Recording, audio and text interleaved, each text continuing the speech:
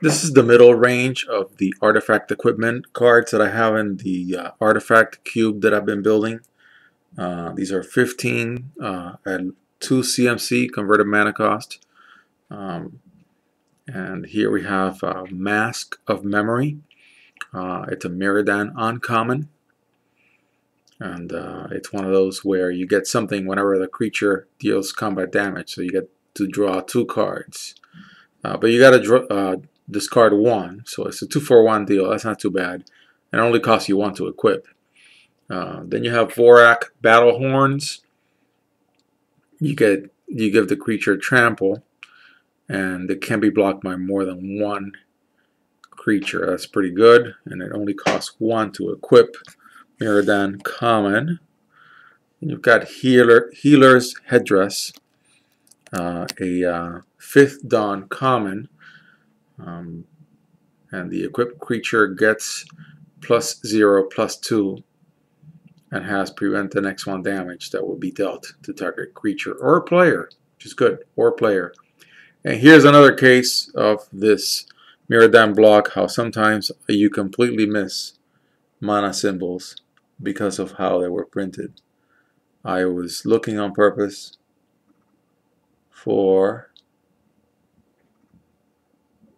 any card that had a color symbol, and I missed this card. Clearly it says right there it's got a 2 white ability where you can attach it to a target creature you control.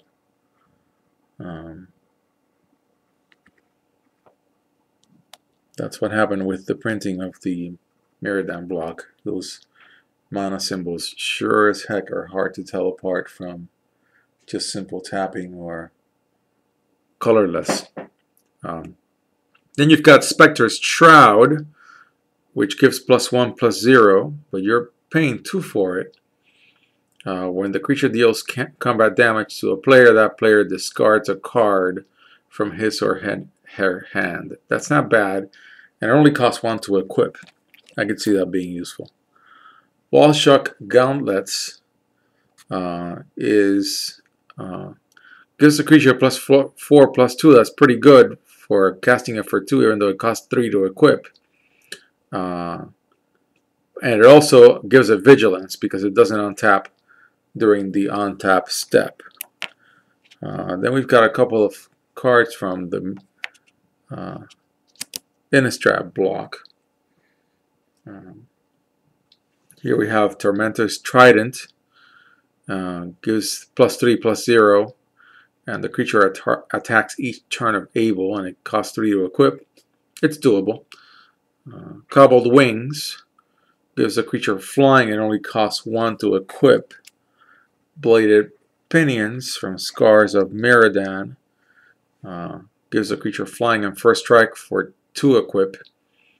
Then Echo Circlet, the equipped creature can block an additional creature, and it only costs 1 to equip. It's pretty good if you drop it on a heavy creature so it can block a bunch of things at the same time. Then Nim Deathmantle, it's a rare from Scars of Mirrodin. The creature that you put it on gets +2/+2, has Intimidate, and is a black zombie. Obviously, if you're playing a bunch of zombies, this is pretty good.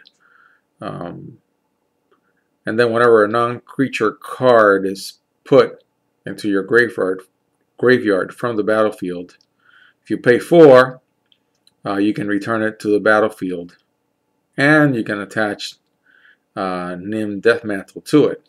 That sounds pretty good. Maybe I should play this card and see how it goes.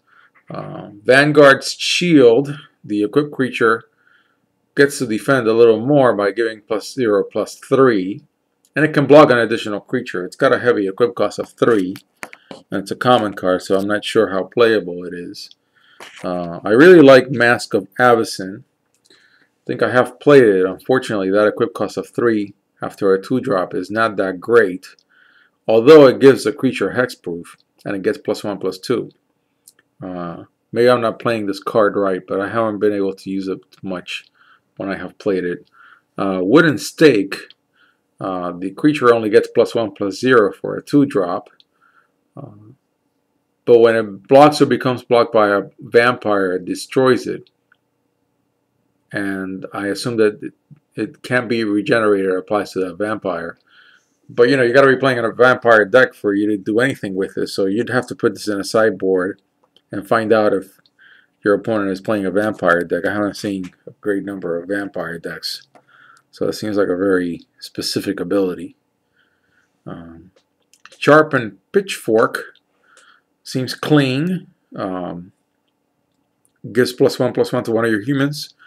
It has first strike, and it only took 1 to equip. Seems like a straightforward equipment. Likewise with Executioner's Hood, gives it Intimidate, cost 2 to attach. And this is here we have Intimidate explained. This creature can't be blocked except by artifact creatures and are creatures that share a color with it.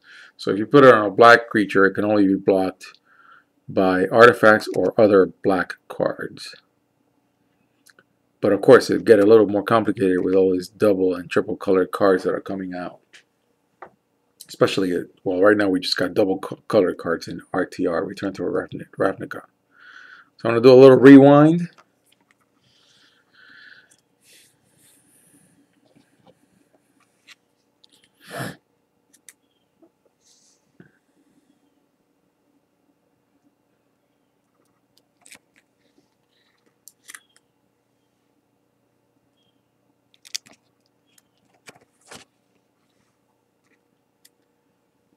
And I've ignored some of these that I have online just because artifacts in general, the current standard, really slow down.